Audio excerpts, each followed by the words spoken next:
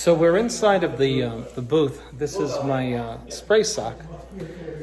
If you've ever sprayed, I suggest that I think I paid $5 for at least 5 or 6 of these things. And they protect your hair from getting paint in it. And it's a great idea. If you don't have one of these, wrap your head with something, even a hat. Now, I want to show you the inside of the spray booth.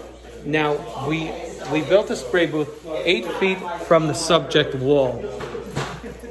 And you can see from the outside, you know what I'm in. It's a rectangle. And I have these spring-loaded posts they're gentle on the ceiling, and you can just put the plastic right up against the ceiling. But now, if you see it, you see what we've done here. The ceiling is protected. You see that layer of plastic up there. And so we have the corner of our wall, plastic wall, where it meets the ceiling. It's plastic. And so nothing's going to get out there, just in case you couldn't see that from inside. And then our plastic is brought right over to the subject wall and taped. This is a 100% seal. The only possible breaches, of course, are where you join your plastic. And so you have to do a good job joining them. Now, let me just show you something about sealing your wall. Do you see how we put the top plastic over the bottom? Think about your roof, right? And how your shingles are laid. You're covering the lower portions by simply overlapping the one on top over the one on the bottom. Just think about that. If it were to rain here, right? The rain is not going to go that way. And so the same thing with spray. We're shooting spray, and so we have it covered. Now we'll just tack that up with a little more tape so as to not allow anything to get out of our plastic. Okay? But that's the way you would do it. And so we're taped up against our cabinets. This is the main thing we're looking to protect. These cabinets are super expensive. Even if they weren't, you don't want an embarrassing situation where you have overspray getting on cabinets. Okay, so that's it. And you know what? I'm in here with another person. The oxygen is pretty good, but if you spend a lot of time in the spray booth, you will exhaust the oxygen and you'll have to get out of it because you'll need to, there's no air coming in here. And so if you spend too much time in one of these things, you do start to deplete the oxygen and you get lightheaded. And so that's it. I wanted to show you the inside of it. Of course, the floor is all covered. And we're going to spray. I'm going to tell you what I'm going to do. We're priming the wall now with a sealer. After that, we're going to spray it with a fine finish tip. The customer's looking for a shiny finish. After first having let the dust settle for about 10 minutes, we will aerate it, come back and spray the second and third coat on the finish coat. Remember, we want a very high-end finish, a very flawless finish, so we're going to spray it. What I'm going to do is spray the primer because I don't want any brush marks. And I will go in either a horizontal direction or simply vertical and give it a nice coat of primer. And we're looking to achieve the finest finish. And so you can't go wrong with a low pressure paint tip on the sprayer that I'm about to show you. So I have an LP 517 tip. You'll notice all the low pressure tips, or most of them, will come in green. Okay, and I got a new guard. This is a set together. I paid about $40 for them, right out of Sherwin. So we're gonna keep the pressure at about 1500. And so this is what we can expect inside. Just like that. You see that? It's a nice, smooth application that's coming out of here. The 5 on the 517 represents the number of inches in the fan that you'll get. So if you look at the fan coming out of here, you'll see 12 inches from the tip is how many inches wide? 10. So the number is doubled. So if you have a 517, you're looking at a 10-inch fan. The 1.7 has to do with the size of the orifice from which the paint will come out of the sprayer tip, and it has to do with atomizing the paint and breaking it up so you don't have an orange peel effect. Obviously, the bigger the orifice, the more volume you have coming out, the greater the chance there is for a textured look. When you want a fine finish, it's letting the least amount of paint out, and with this kind of pressure for our material, that's what we're looking to do. So it's actually an equation. You have to look on your paint can to find out what the paint would require, what pressure would be required to get this paint through this tip. And so you'll see on the back, you just read on the back what the suggested pressure ratings are and the suggested tip, etc. My main goal is to get the finished product out of this tip and leave a flawless finish. Let's see if we can achieve that. Okay, I'm going to discharge the water in here by introducing the paint, and we're going to go right to spraying.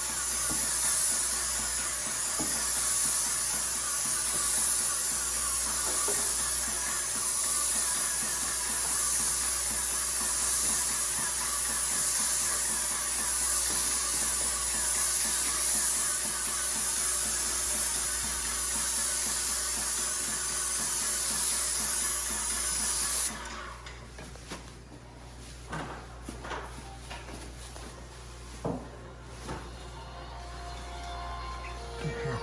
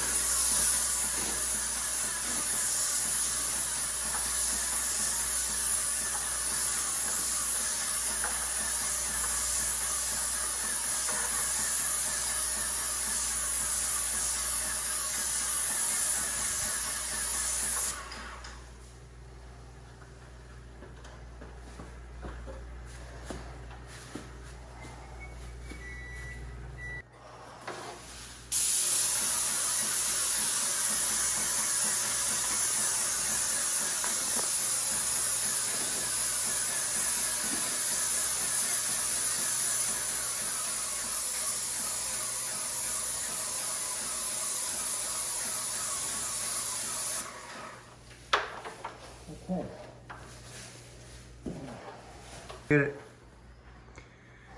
So ideally, we're looking to do it like a machine. No angles like that, ideally. But if we have to, because we're reaching, we're gonna feather it. We're gonna point it in an angle and then pull back so that we don't put too much paint on an angle, because then we'll flash. So ideally you would do it just like a machine would. But that's not always practical. But if you are going to turn it, you want to also pull, make the distance greater between the wall and the spray gun. Okay. And of course we're overlapping by 50%. Each column will overlap it.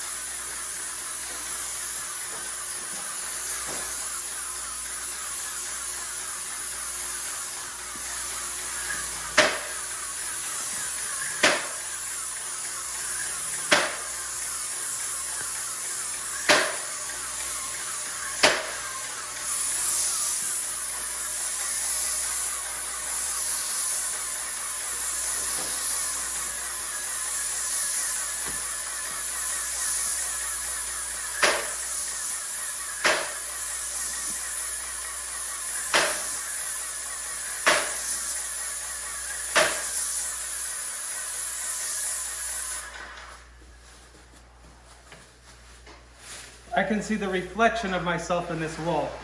That's how good the preparation of the wall was.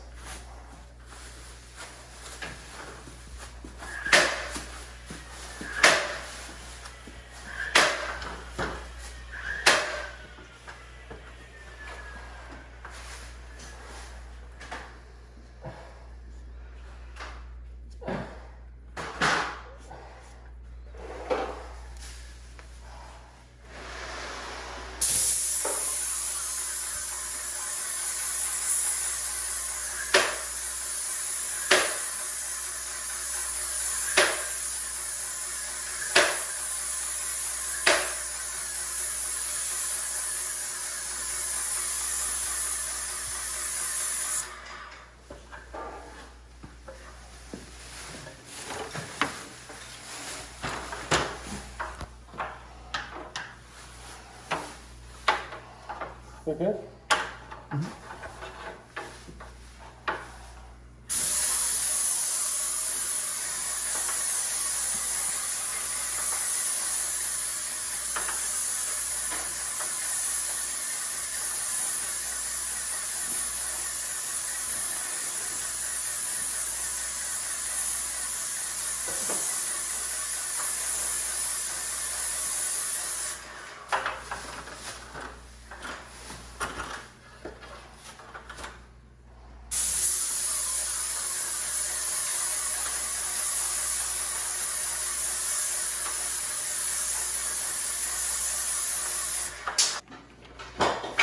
So after waiting about an hour and a half for the first coat to dry, we want to scuff it up and we want to put on the perfect last coat. But look how gently we're going with 220 grit. One direction, nice and light, no pressure on the wall, just lightly up against the wall, no pressing. And so all we want to do, we just want to scuff the wall so that the next layer keys into the first. And then we'll be satisfied. You don't want to go too hard here. This is an enamel paint. If you go too hard, you will gunk up the paint and you'll have a major repair to do just for going too hard on the sandpaper. This is the same day. If you were going to wait a day, you could go harder. But there's no need to. All we have to do is scuff that up and give it the last coat. Look at the reflection. That's because of the beautiful work of skim coating and the level 5 finish underneath it. Of course, we put a nice sealer underneath it And how often can you see a reflection in your painted wall? Look at that, you can even see the color. So this is the way to go. It's a fine finish tip, 1500 pressure. We're using Sherwin-Williams Emerald series. Okay, and this is a color called Web Gray. And this is a color called Web Gray. You go.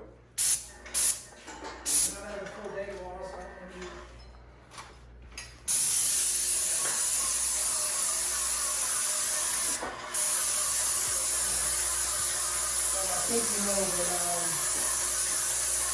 the Marcus, he said it tomorrow. Friday? Tomorrow. I want to bring that up. Oh, yeah. I think you know, so if I do those today, and then Ferguson's dropping off couple, just the microwave and the mortgage or tomorrow.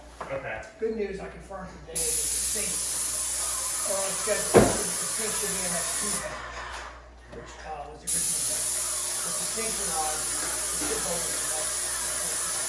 Okay, good. I won't be here tomorrow. You're all set? Tomorrow's Friday, right? Tomorrow's Friday. Is it Friday? Yeah. For some reason my watch says Friday. Okay, no, I'll be here. No, the person, that was like no more based No, I'll be on here. the Ferguson. Yeah, I'll be here. Yeah, I was looking in. They're the only two things I know about. Okay. Well, I'll be here till 10:30, so I'll see you. Okay.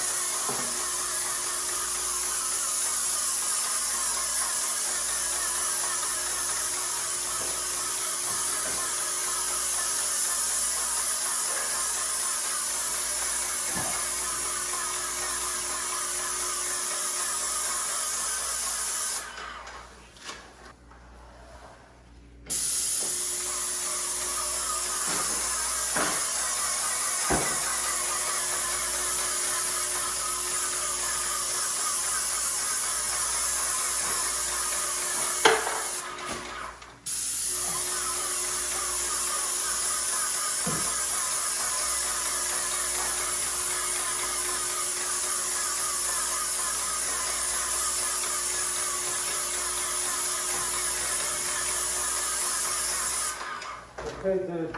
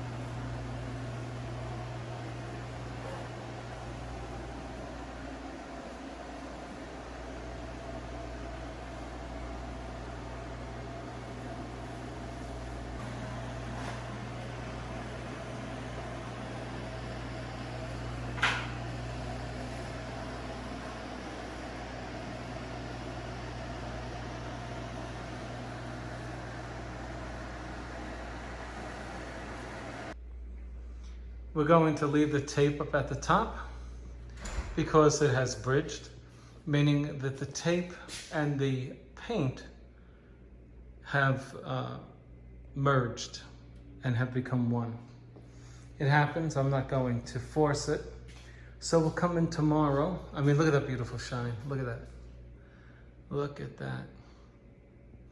We'll come in tomorrow, and there's going to be all trim there.